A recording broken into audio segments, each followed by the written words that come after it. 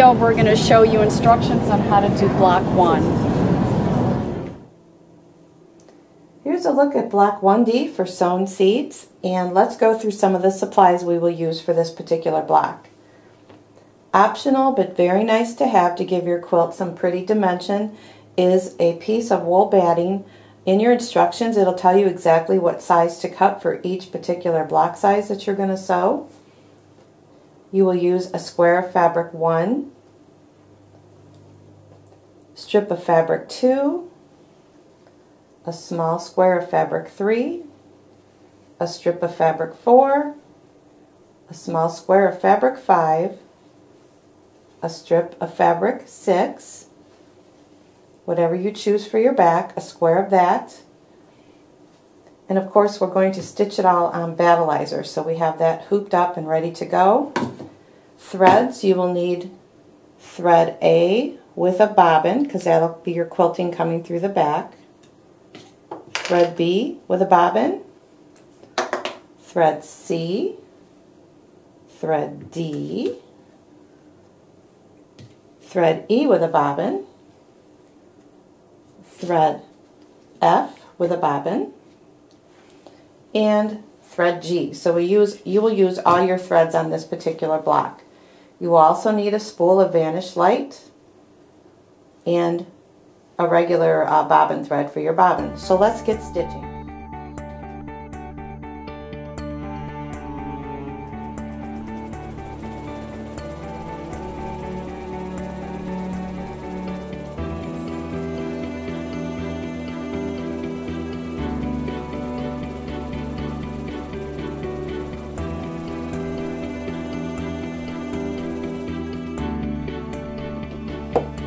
Okay, we just completed step 1 where we have a battleizer in the hoop, and we've stitched a placement stitch, and we have neutral thread in the needle and embroidery bobbin thread in the bobbin, and stitch a placement stitch onto the battleizer. Step 2 is an optional step, and if you don't want to do this you can skip to step 3, but we like to add the additional wool batting, so we're going to show you how to do that. And what we have done is we have pressed the edges of our wool batting so that it lays nice and flat, and then we're going to go ahead and place it here right inside that placement stitch, and we're going to have water soluble thread in the needle and regular embroidery bobbin thread in the bobbin, and we're going to go ahead and stitch a zigzag stitch around the outside.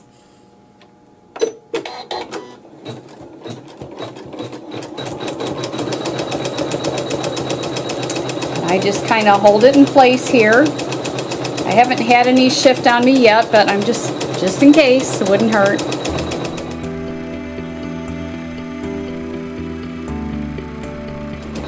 This will keep your embroidery foot from getting caught in the thick high loft wool batting.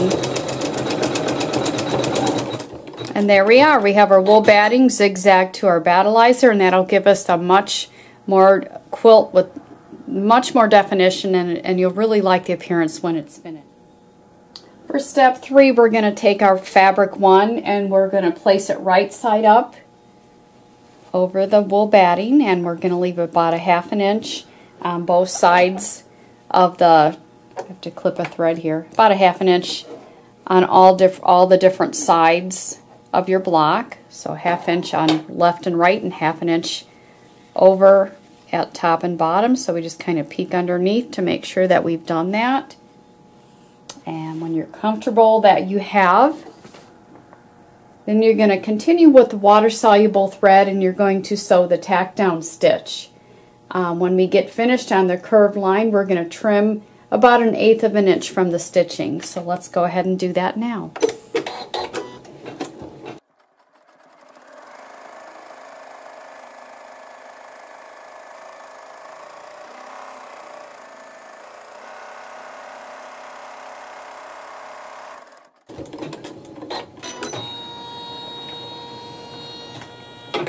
So you notice how it did a double line of stitching there. That's just in case you do happen to stitch a little bit too close, and hopefully you only go through that one line of stitching. So now I'm trimming approximately 1/8 of an inch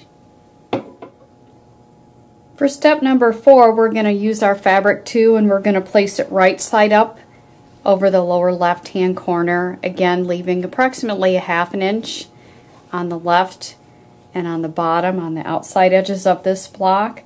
We're going to continue with the water soluble thread, and it's going to sew our tack down stitch.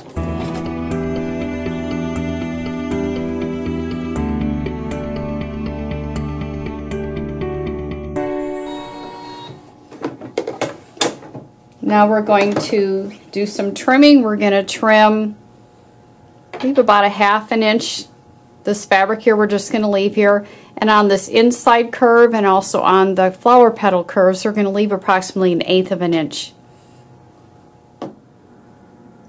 Okay, I've done my trimming for step 4. One thing to take note of is that the fabric, this piece of fabric that you cut off from step 4, you're going to set that aside because you will need it when you do step number 8. So remember to keep that off to the side for step 8. For step number 5, we're going to place fabric 3 right side up over in the lower left hand corner, and continuing with the water soluble thread, we're going to sew the tack down stitches.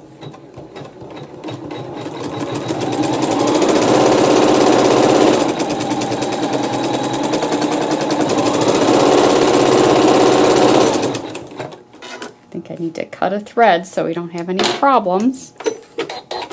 So you might want to stop occasionally to do that.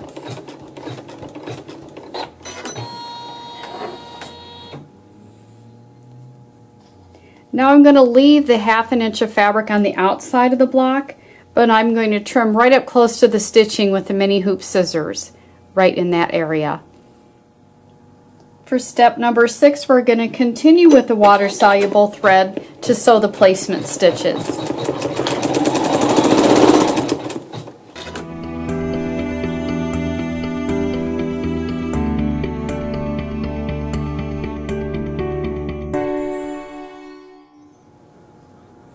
For step 7, you can see that step 6 I finished all the placement stitches with water soluble threads. For step 7, we're going to take our fabric 4, place it right side up, and we're going to sew the tack down stitches using the water soluble thread still, and then we're going to trim close using the Hoop Scissors Mini. So just peek under, make sure I have it placed correctly.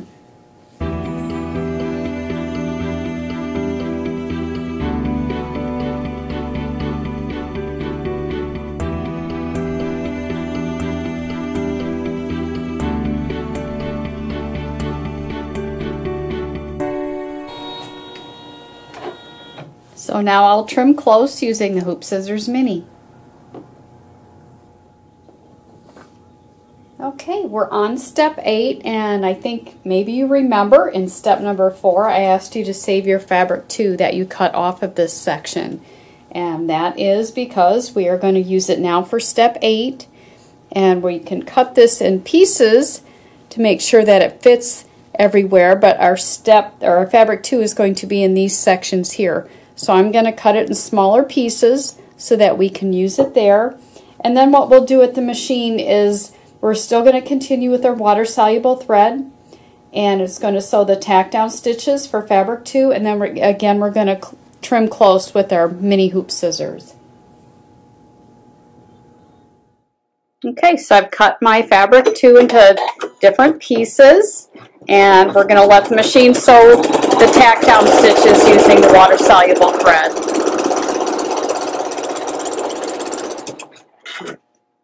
Cut our beginning little thread there so I don't get hung up.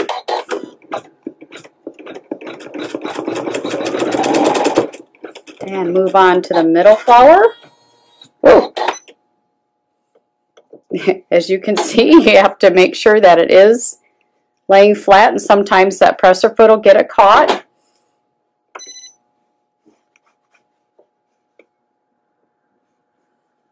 Just going to readjust my fabric and continue on.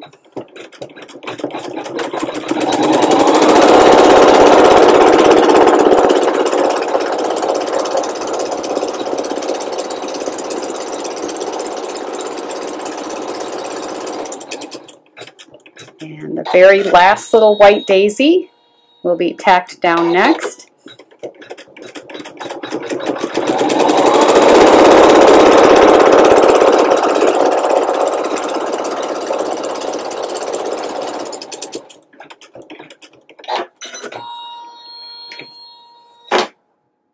And now what I'll do is I'll trim close to stitching right here on this inside edge. Anything that's on the outside edge of the block, I'm going to leave that fabric there, and we'll be cutting that later when we trim the block up. Here I'm going to trim this of 1/8 of an inch from the line right there, but up close to stitching everywhere else. And this corner I will trim the same way I did the other corner, leaving the fabric there, but trimming close to the stitching on the inside flower petals. Step number 9 sews placement stitches using the water soluble thread.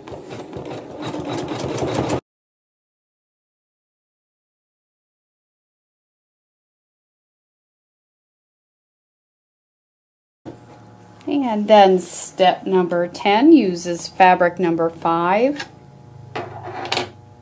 which in our case is this pretty tangerine color.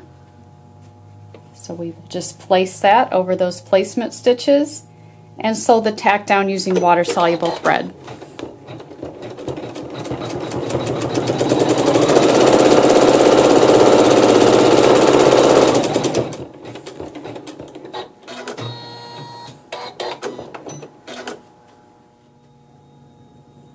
Well, we have finished the tack down stitches in step 10, and I've trimmed the daisy centers up close to the stitching. So for step 11, we're going to place our thread G in the needle only, and we're going to sew the decorative stitches.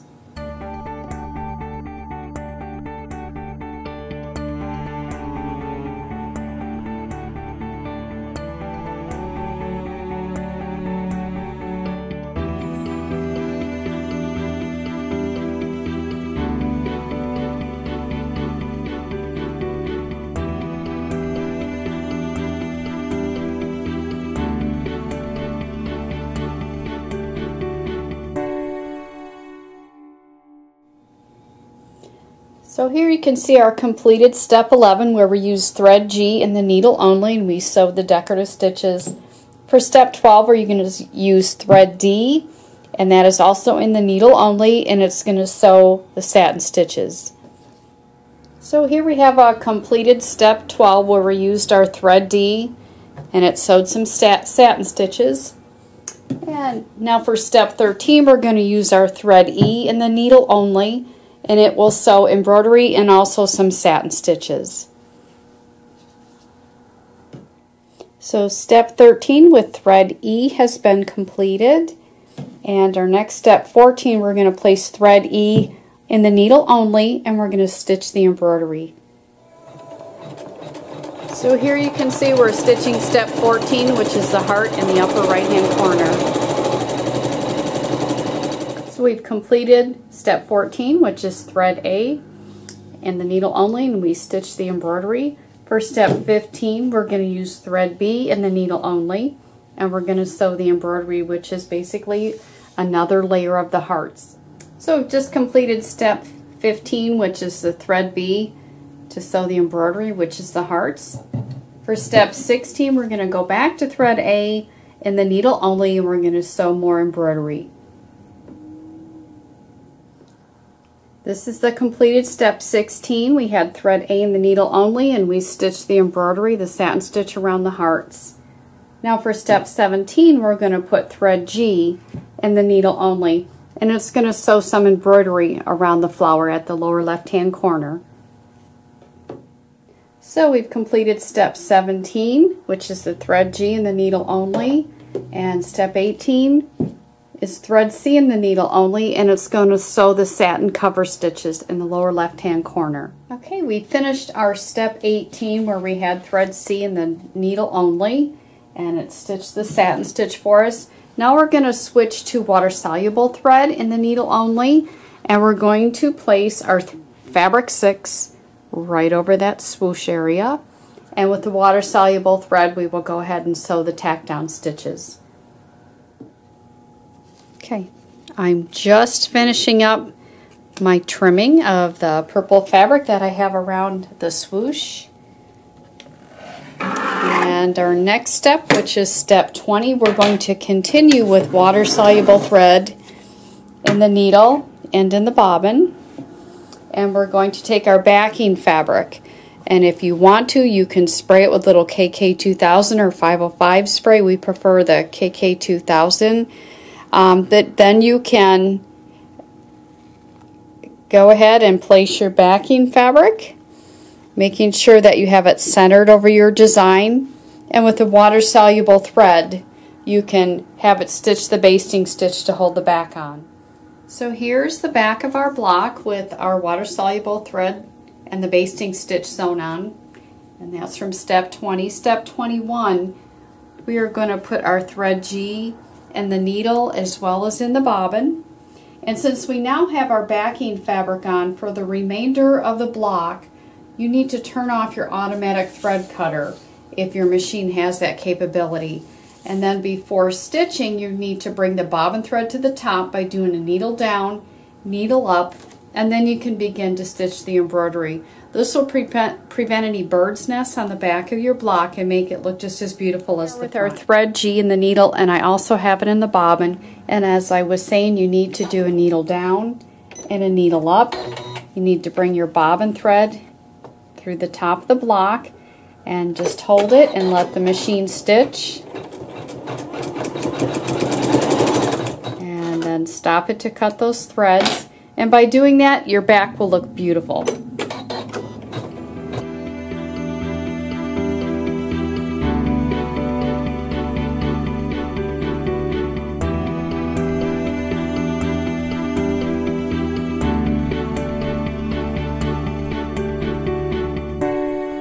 Next step, I'm going to put my thread E in the needle and also in the bobbin, and continue bringing the bobbin thread to the top of the block so that the back looks pretty. So here we are, step 22. We're going to bring the needle up and down and bring it up, bring the bobbin thread to the top, and then hit the start button. Clip off the thread and let it finish stitching. For step 23, we're going to put thread F in the needle and also in the bobbin, and we're going to sew the quilting. Again, just a reminder to bring your needle down and needle up. Bring the bobbin thread to the top before you start stitching.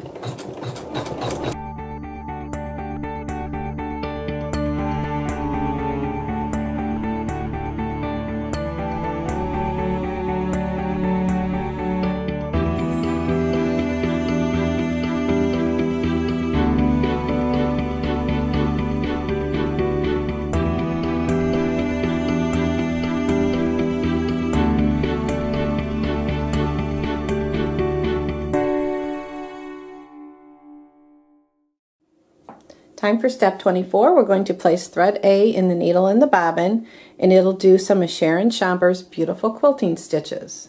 Step 25 is next, and we will use thread B in the needle and the bobbin, and it'll finish out the quilting right in these corners right here.